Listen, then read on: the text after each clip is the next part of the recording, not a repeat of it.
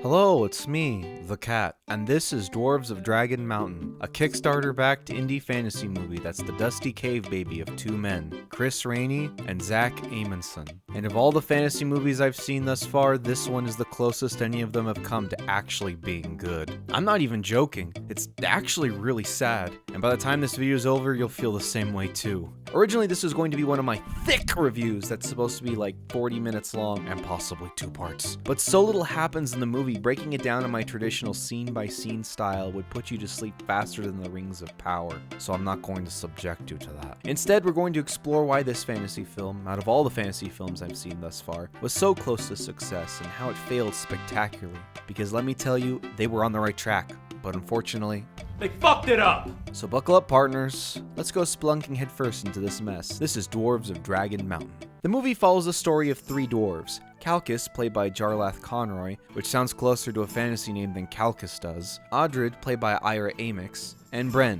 played by Happy Anderson. Which I find it a tad hilarious this actor's name is Happy, yet he plays the most cynical and grumpy dwarf of the bunch. Why were you in so far? There's nothing I hate more than a proud parent. Oh, my little one can talk. Well, my dim-witted cousin can talk, but you don't see me bragging. Eat the rat. If you can't last. Life is full of bad luck. And the capital just makes it worse. Ironic. All 3 of these dwarves work in mine 347864, where they harvest minerals for an advanced steampunk society of humans simply called the Capital. One day as the dwarves are down in the mines, digging the holes, the generator in the mine explodes, causing them to be trapped in the bowels of the mountain. Later they discover a human woman named Druso is also trapped with them, and now, with limited resources, the dwarves must survive long enough for help to come. However, tensions between them are high, and outside of Druso, they may not be the only things alive in the dark caves. Ooh. Despite a lot of the issues, of which there are so many. We're instead going to go over some of the things this movie did well, because despite being a not-so-good movie, it did do some pretty good stuff. The first thing this movie did really well was actually the costuming. A lot of times in these bad fantasy movies, the director or costumer will just sort of have people bring whatever fantasy garb they have on hand, and it ends up making the movie feel uninspired and lazy. But here these costumes were made to convey specific aspects about the characters, like how Calchas has long, sharp features to make him appear wise, whereas Audred has rounder, softer features to convey a more gentle and friendly character. And Bren has this broader build and prosthetics that make him look more grumpy and sour, and it's just overall handled very well. Another thing you might have noticed about the costumes is how baggy they are, and by doing this, it makes the actors look more stout and dwarf-like. It's a simple design choice, but it really sells the illusion these guys are dwarves. Another thing this movie has going for it is that the acting is actually pretty good. The core cast of dwarves play off of each other pretty well, and there was never a time where I felt like the acting was poor or distractingly bad. Great job, movie. Nice work. However, if I did have to point a finger at the weakest link here, it would have to be Sarah Hennessy, who played the voice of Druso. She's not super bad or anything like that, but the dubbing could have definitely been better, because there are times where it's just a wee bit rough. Like take this scene for example, where Druso awakes after the dwarves have captured her. You'd expect someone who awakes in an unexpected place to be panicked, confused, and worried. But yeah, not this lady. She's not so, frightened. I don't understand. My last memories of her fangs and that dwarf chaining me. I think the reason her voice might be coming off as stiff and emotionless might be because of the voice modulator they put on her, which I'm not really sure why they did that and why it couldn't just be her voice but, muffled because of the mask, but whatever. Though all things considered, the acting being one of the stronger parts of the film is such a breath of fresh air, especially when the acting in your standard cheap fantasy movie is like this. Ladies.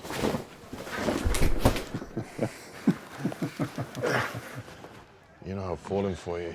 I want to die! But one of the things you'll probably find interesting is where they decide to film Dwarves of Dragon Mountain. Chris and Zach didn't want to shoot the movie on some artificial soundstage, even though it would have been more convenient to do so. Instead, they committed to filming in the heart of a real-life copper mine in Michigan, which presents a ton of filmmaking challenges, like how filming in an actual mine means they shot the entire thing in very low-light conditions. And if you've ever had to take a video of yourself at night or had to film something in the dark, you know how hard it is to make footage in low light look good. But more or less, they pulled it off here, and the result is a film that feels more authentic and claustrophobic than if they decided to create an artificial environment on a soundstage.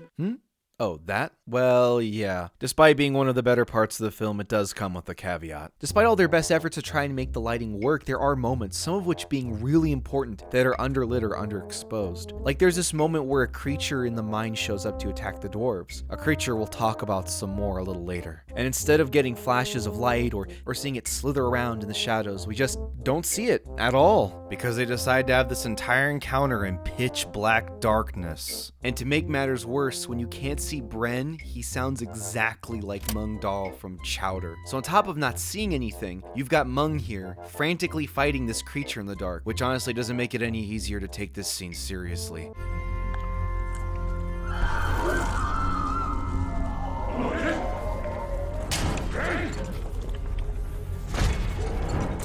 Headlamp, Calcus! It won't turn on! Oh, someone light something! Watch it, friend! Got him! Ah, come back, coward! Let me have another swing! He's out. Looks like the beast got him. He alive? Feels like it.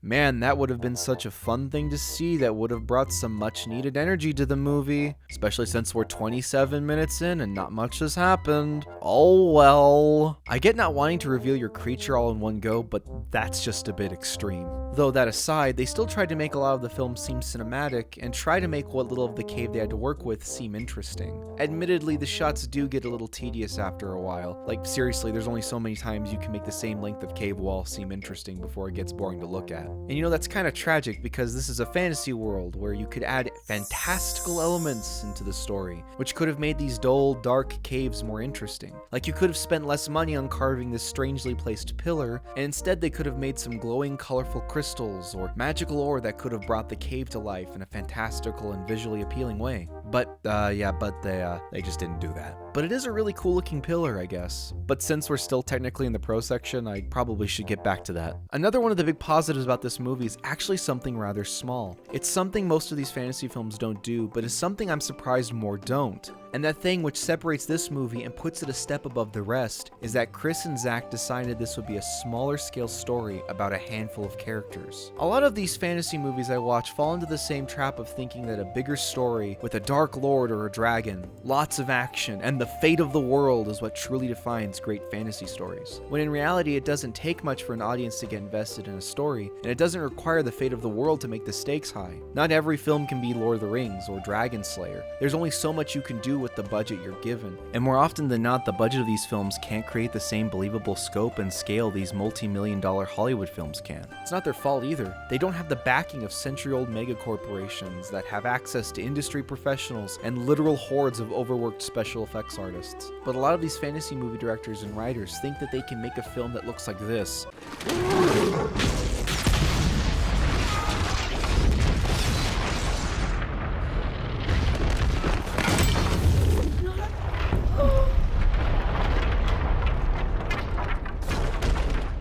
Have the same sort of engagement as something that looks like this. Zach and Chris knew they were already going pretty far getting a real mind, putting time into the costumes and props, and getting decent actors to play their characters. And all of this meant they needed to tell a more grounded and straightforward story since they couldn't afford to do anything too big. They knew what their budget was. They understood what they had to work with, and more or less, they made a film according to those resources. And listen, I don't go into every one of these movies expecting them to be Lord of the Rings. That's silly. But I do expect them to use what they have to tell the best story possible given the resources they have available. Because while the quality of one's CGI, costume sets, and all that stuff does hinge to some degree on the budget, the one thing that is absolutely free that can make even the cheapest film good is the story. I'm actually going to do a whole video on just that topic, so I won't go into it any deeper than that. But honestly, if you don't have the budget to make a convincing looking dragon or make it work well within the story, then really you shouldn't make a movie with a dragon in it. If you don't have the resources to sell the world as being plunged into mass chaos and darkness, you probably shouldn't make a movie where you place The world at stake! Yeah. So if I'm going to give this movie any sort of praise, it's for having the common sense to work within its means. There's a few other notable positives in this movie. I like the props, I think those are cool. I also like some of the gore effects, those are neat. Let's see, what else? Oh, I like the music too. Have you ever played that game, Belonging? Well, it's nuts. It's a game that takes like a whole real life year to finish, and, well, yeah, I'm getting off track, aren't I? Well, anyway, the music in this movie is really ambient and dungeon synthy, kind of like Belonging's music is. So if you're a fan of that kind of sound, that sort of music, then you'll find it at least enjoyable to listen to in the background. It doesn't like stand out like Star Wars or something. It's a simple score, but it's effective in this small-scale story. But that, unfortunately, is where the praise ends, and the bad stuff, oh man, this is where the bad stuff begins. I love survival stories. From written works like Hatchet and Jack London's To Build a Fire, to films like The Martian and Castaway. The idea of placing an individual in the middle of nowhere and having to use their wits and the resources around them to survive a dire situation has always been what I love about the genre. Though I think the writer Beth Lewis best summarizes why I not only find survival stories appealing, but why other people have a fascination with them. She writes, "The simplicity and instinctual nature of the survival story appeals on a primal level. It's a way to strip back the complexity of the world to the most basic of human needs: food, water, shelter, heat. Opening these books, seeing these movies, binge watching Discovery Channel pulls back the concrete, clears the exhaust fumes, and removes the Instagram filters. It takes us away from comfort and into isolation and danger, where life and death are squarely on our own shoulders. These stories allow us to see and appreciate nature at its most savage and beautiful, along with man's connection to it. These stories push us to ask, what would I do? Would I survive if this happened to me?" Despite all the fantasy elements, this movie is a survival story. It's a tale of a few individuals trapped deep underground with only a handful of dinky tools, limited resources, and the environment around them as their only means of survival. All the while, they must wait for rescue or find a way out of the situation they found themselves in. Typically in a survival story, you follow the struggles of the main character slowly climbing up Maslow's hierarchy of needs. First, you follow the struggles of a character finding the essentials: food, water, and shelter. Then safety and security, making wherever they are feel more like home. And after that, they need to overcome or satiate their psychological and emotional needs. Mark Watney in The Martian did this by recording messages and documenting his survival. And Chuck Nolan from Castaway did this by putting a smiley face on a volleyball and naming it Wilson.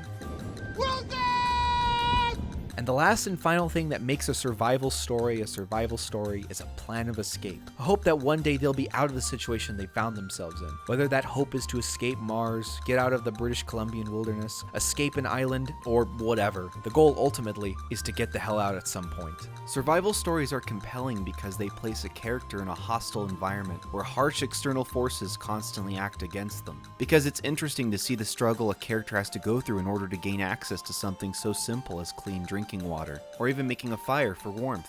And if the writer did their job right, you should be invested in their struggle against nature that at every turn could destroy them. But yeah, just in general, I really like survival stories. I don't know if you could tell or not. And Dwarves of Dragon Mountain fundamentally fails as a survival story. You know how Chuck Nolan had to struggle to find something clean to drink on his island? Or all the work Mark Watney did in order to grow just a few potatoes? How it's interesting and engaging to watch them cleverly solve difficult problems in order to stay alive. Yeah, that doesn't really happen in Dwarves of Dragon Mountain. A lot of the items the dwarves need to survive are things they just find right at the start of the movie.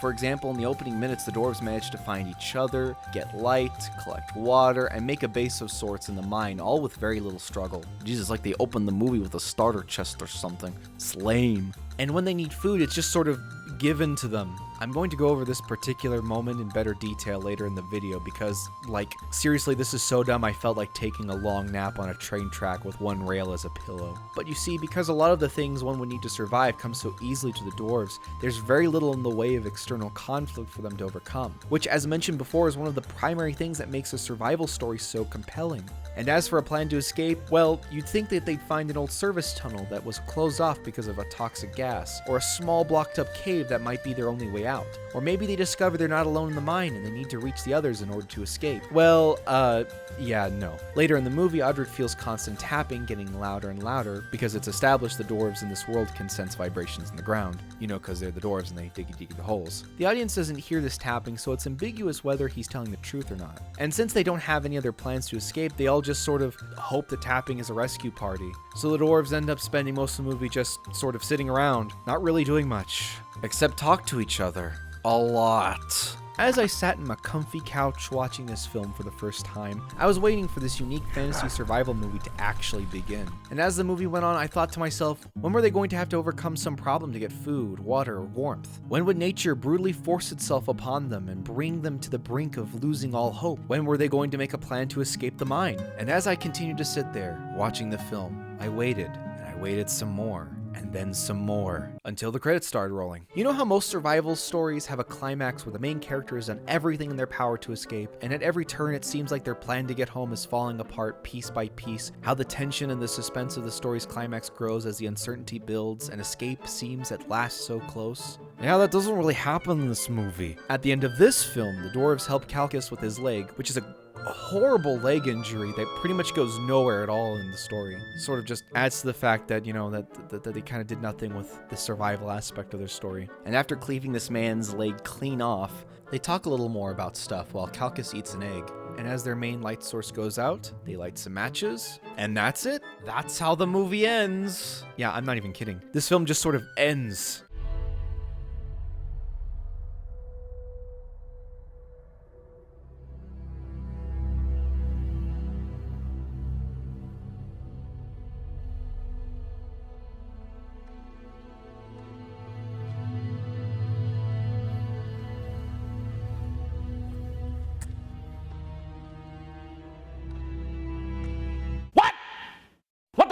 I get that they're trying to leave the story open-ended and ambiguous, but it feels like such a weak and unsatisfying conclusion to what could have been an awesome fantasy survival story. The movie being a survival story is one of the things that makes it unique, and rather than explore the tropes and characteristics of the survival genre, they don't really do anything with the survival aspect of their story, which immediately robs it of one of the big things that makes this story stand out amongst the rest. But if you think that's bad, wait until you find out that...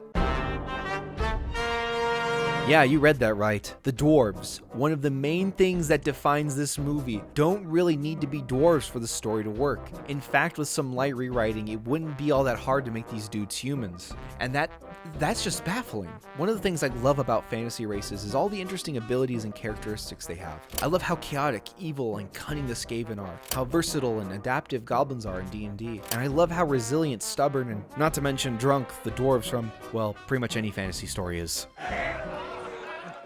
These traits given to fantasy races, along with some strange physical or magical ability they may have, sets them apart from humans in a way that makes their role in a story more interesting than your average human. But when it comes to these dwarves, they really don't have anything that makes them unique, outside of their sensitive hearing, which could have just been given to humans since it's a fantasy setting, and that sort of thing isn't impossible to write in and make work for miners who have, I don't know, been inside the earth their entire lives. So if you really look at it, there ain't much else here that makes them being dwarves necessary. And what's crazy is giving the dwarves some unique abilities in the movie could have really made things interesting. For example, in the movie we're told the dwarves work the mines for the capital. So what if there was a resource the capital needed in order to fuel its industrialized society? A resource that was toxic to humans, but that dwarves were immune to. This would explain why Druso, the only human in the mine, has to wear a mask, and why our main characters being dwarves would not only make sense, but also be an important factor to their survival throughout the film. It could lead to some interesting moments where you could really play around with the parameters of their immunity to the toxins in the mine, and how that affects their attempts to escape.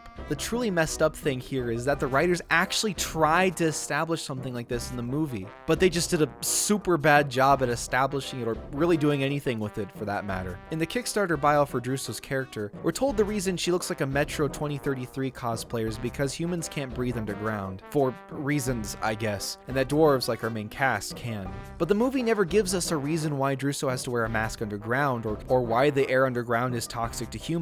You'd think with that being a major part of your story's lore that would be something you'd like to, I don't know, explain? Maybe? Please? by Viggo Mortensen's broken toe. I'm in so much pain. I really like the idea of making the protagonist of the story a fantasy race that doesn't get the spotlight all that often. However, this movie, which finally did give them a spotlight, didn't really let them shine. Instead, they're just dudes who look like Appalachian hillbillies that have a passion for spelunking. Your movie features dwarves as the main characters. It should have them being dwarves mean something beyond being an aesthetic. And since we've been talking about dwarves and their place in the story, let's talk about the writing for a hard second. How is that? Well, I think you know the answer to that question.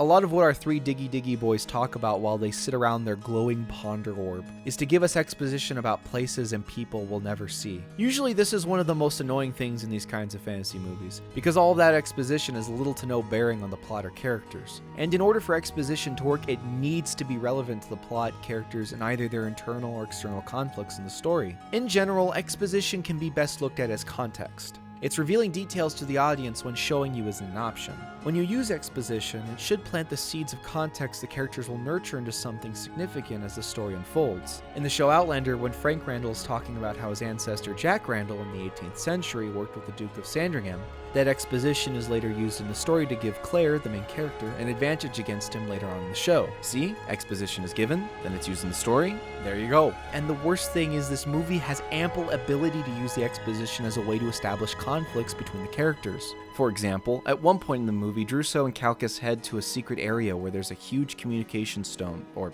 something. Anyway, we learn through a conversation Druso has with a man on the other side that she is the niece of the mine's owner. Outside of learning that no one is coming to save them since there's like an uprising or some shit going on outside of the mountains, Druso gets all depresso and just decides to go away into the mine and die.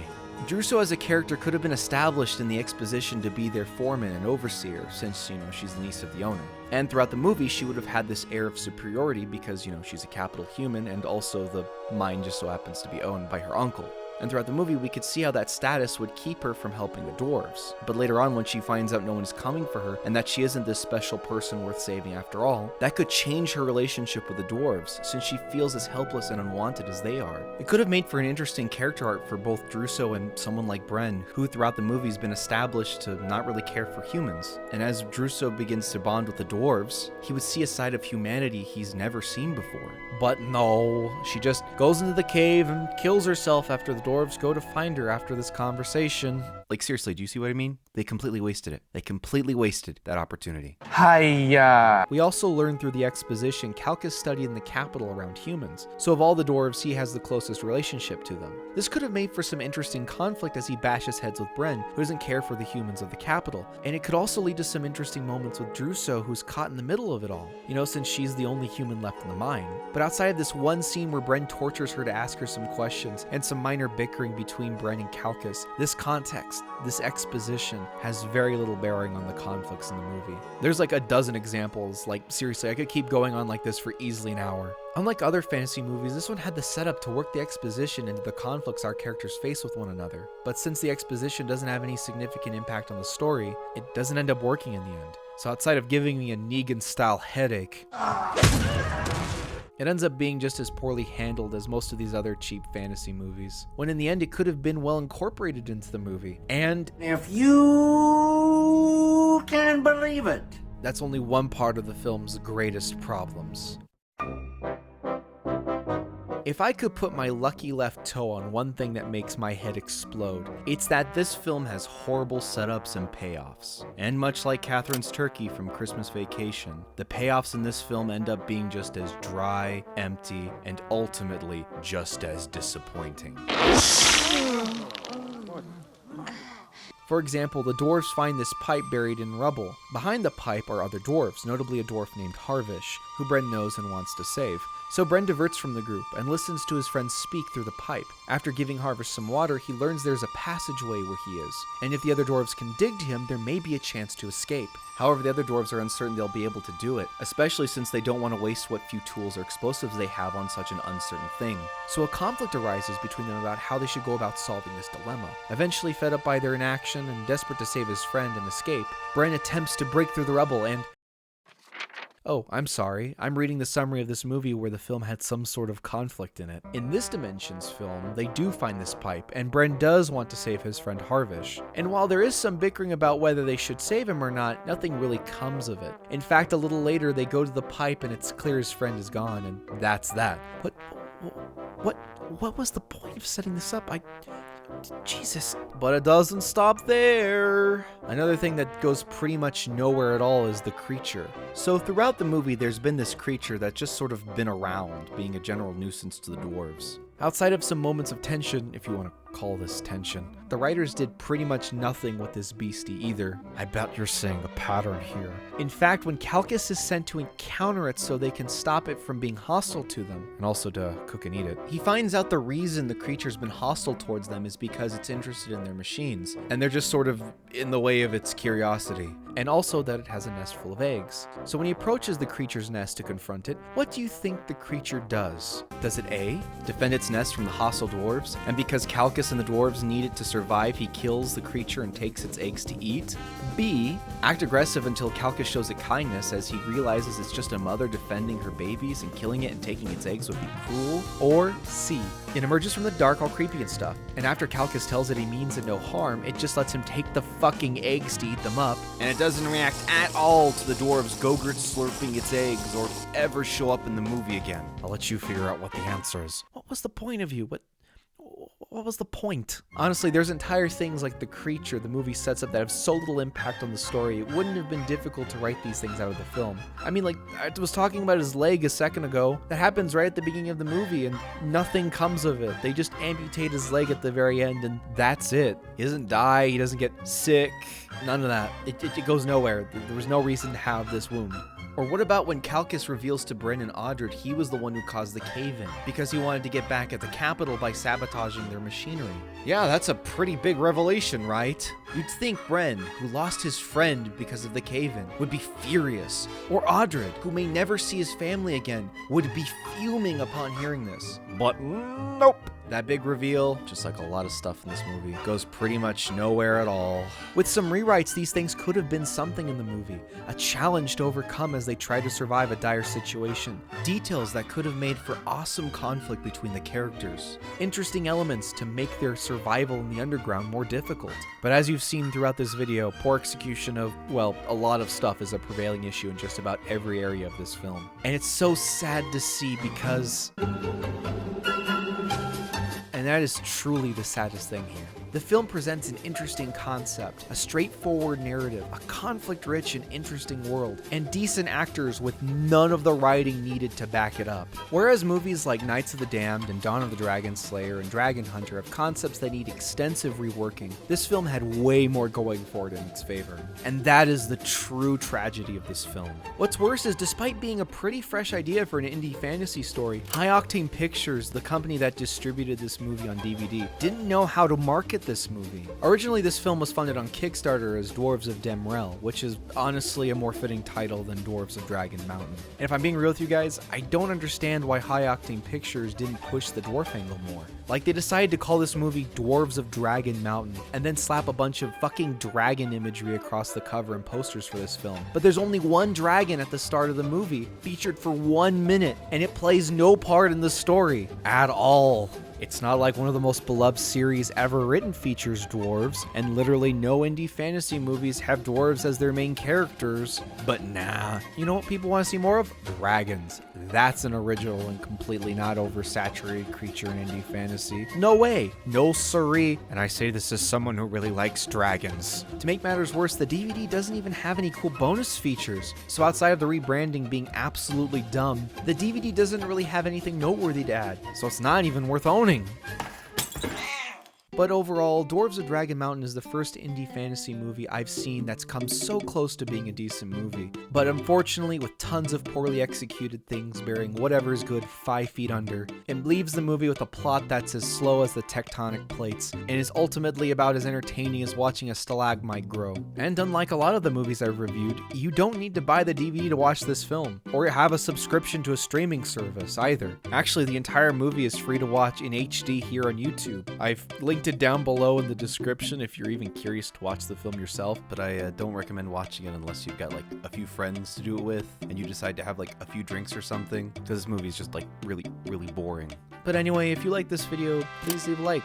Thank you, you are the best. And if you want to see more stuff I make, be sure to subscribe. That would be cool too. Also, be sure to follow me on the Demented Bird app for updates and goofiness. I give Dwarves of Dragon Mountain a 4.5 out of 10.